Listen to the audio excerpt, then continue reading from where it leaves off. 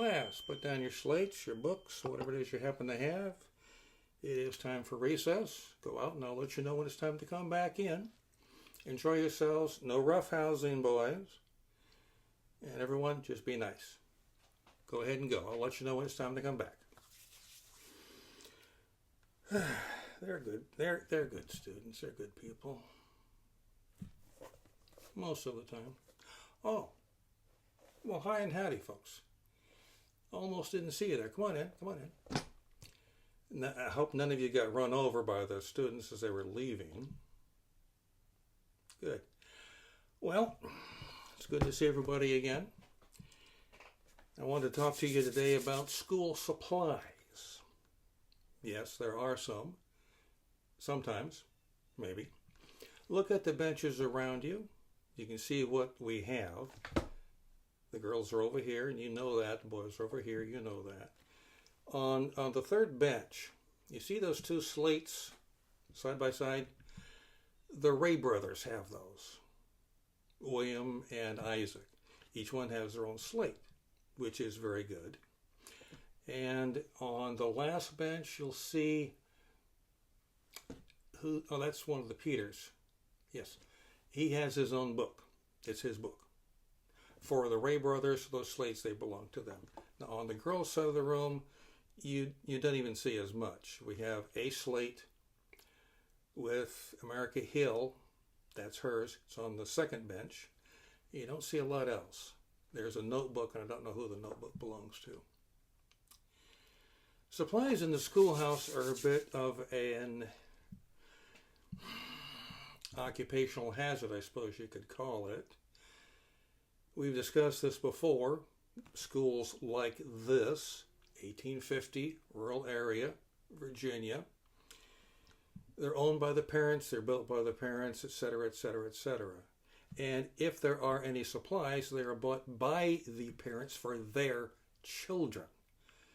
If you're wanting to find a school that has a full set of this and a full set of that and paper up to here, and lots of pencils, maybe even some ink and ink pens, look somewhere else because this isn't it. Nobody here except me has pen and ink because there are no desks here, just the benches, and it's much too hard, if you've ever tried, to put inkwell on a board and balance it on your lap. You do see some boards here. Some of the children bring boards so they can use as a platform, if you will, to place their book or a single sheet of paper on and do some writing. Well, what do they actually have? I mean, what's available to them, assuming that money is not an object? Well, where to start? Let's start with a fella named McGuffey. Mr. McGuffey. William Holmes McGuffey, creator of the McGuffey Reader, the most popular reader set of educational books for children at this time. As a matter of fact, they're so popular, homeschoolers in your time period use them quite often for instruction for their own children. How popular are they? Well, let's go to the Daily Richmond Times, and the date is 21st of September, 1849. And it's an advertisement in the paper by a company, J.W. Randolph and Company. And I'll quote here, "School Books for the Millions, Eclectic Educational Series.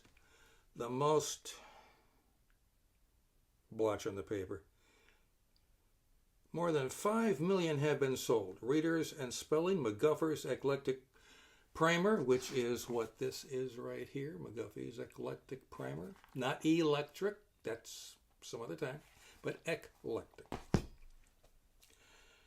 First reader, second reader, third reader, fourth reader, and we have, in this stack of books, we have a first reader, second reader, third reader, and we have an eclectic spelling book as well. These books are around. They do exist. They exist in large numbers. How many numbers? Well, also from a newspaper, the Detroit Free Press, December 7th, 1850, one bookseller is describing his wares of what he has in stock and is available to sell. Under the primers, 30 gross McGuffey's Eclectic Primers, 25 gross McGuffey's Pictorial Primers. Now, as far as a speller is concerned, there's a speller here in this deck, and there's 1,000 spellers for McGuffey. And it goes on for the readers. There are 400 first readers from McGuffey, 400 second readers, third readers are 500, and McGuffey's fourth reader is 350. And since we're talking about spellers, McGuffey isn't the only person around who has a speller for sale.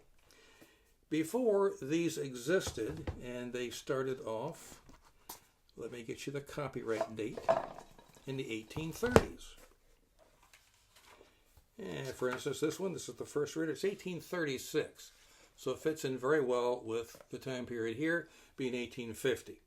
And all the other readers that I mentioned, by 1850, all of them are published.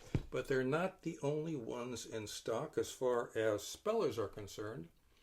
Some of you may be familiar with Webster's Blueback Spelling Book, which happens to be this right here, or a copy thereof.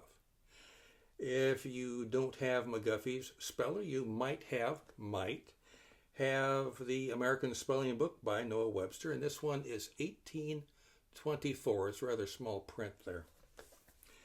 Might have it, I say yes. Again, it's a case of finances. What you happen to have is whatever the parents can afford. Now, I mentioned slate boards a moment ago. Slate boards are in existence. I won't say they're economical. And here's a slate board right now, like the Ray Boys have.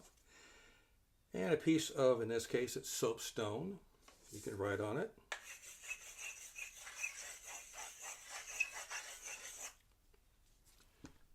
I'm pretending to be a doctor.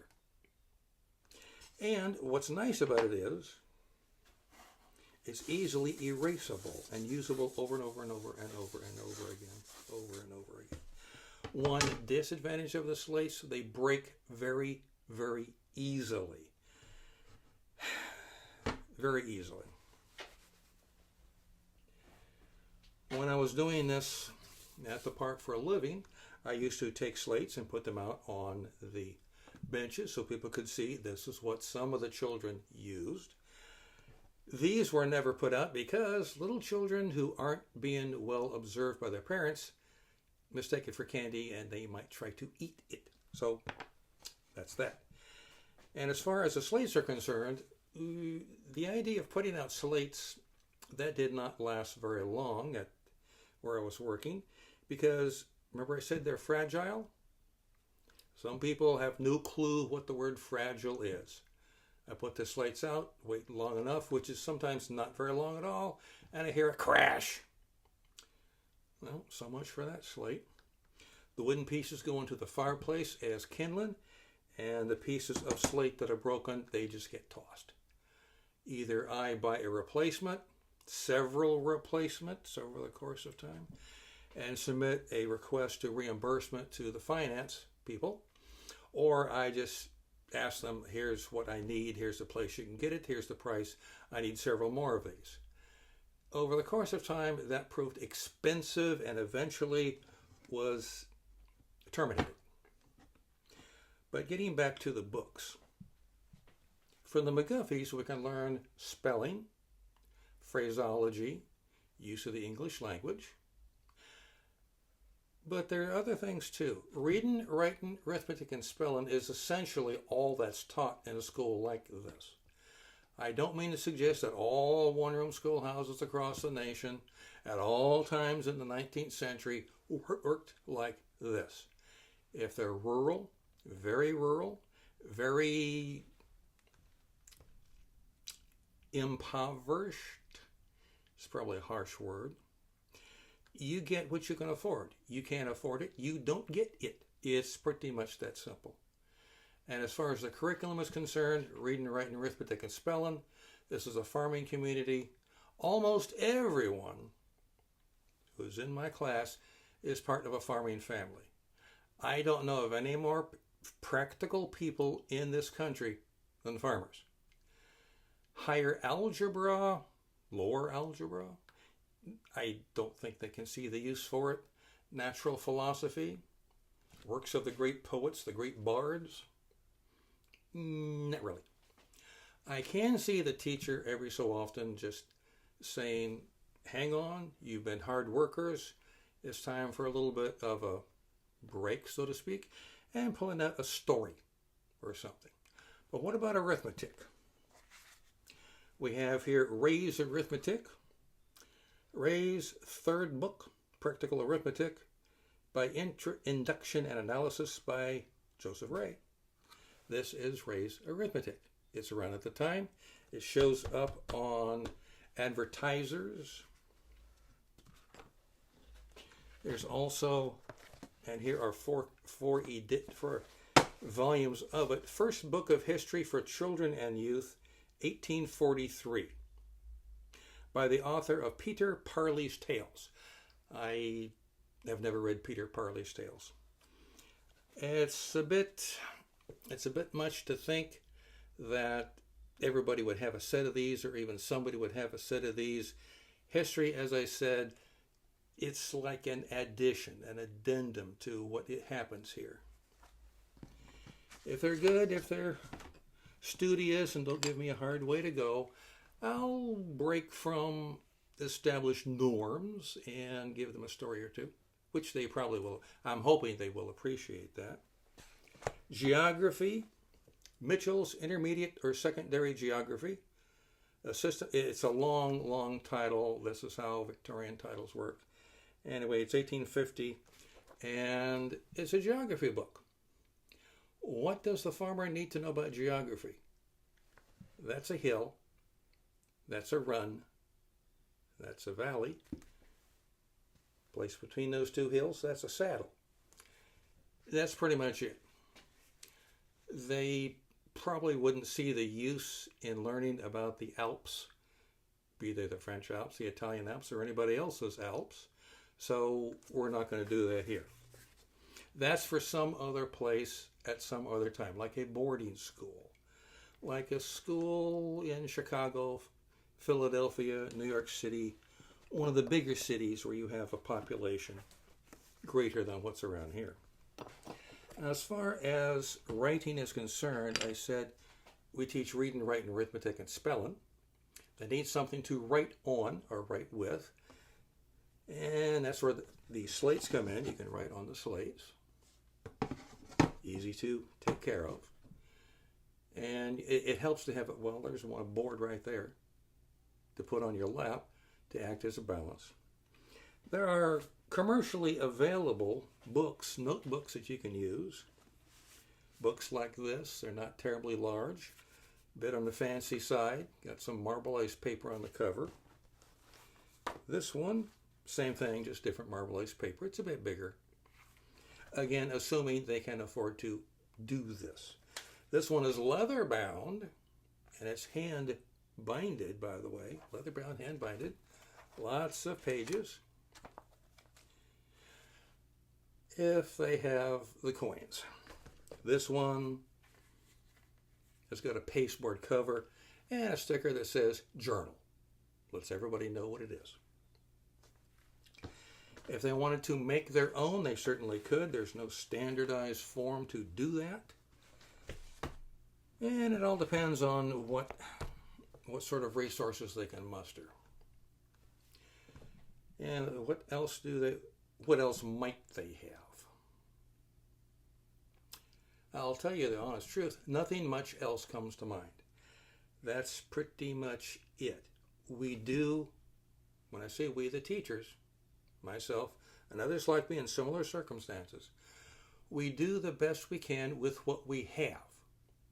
They are very practical people, these farmers. Teachers, we're resourceful. We'll make it work somehow or other. And with that, is it about time for the...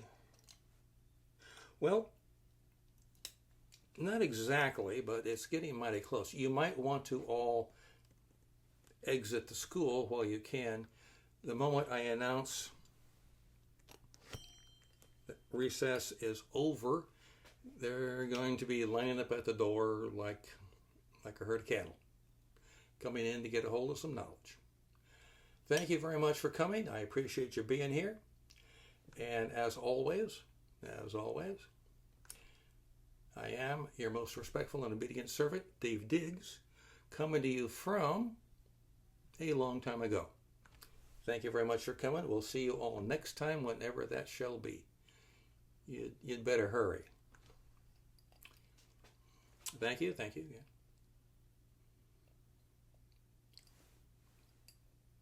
Good to see you too. All right, well, that's everybody. And let's get them in, shall we? What am I going to do this afternoon?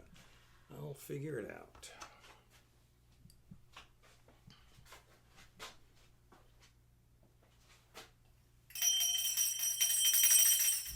All right, class, it's time to come in from recess. Girls, you know the drill. Boys, you do too. Quietly as possible. No stampede. Very good. Thank you very much.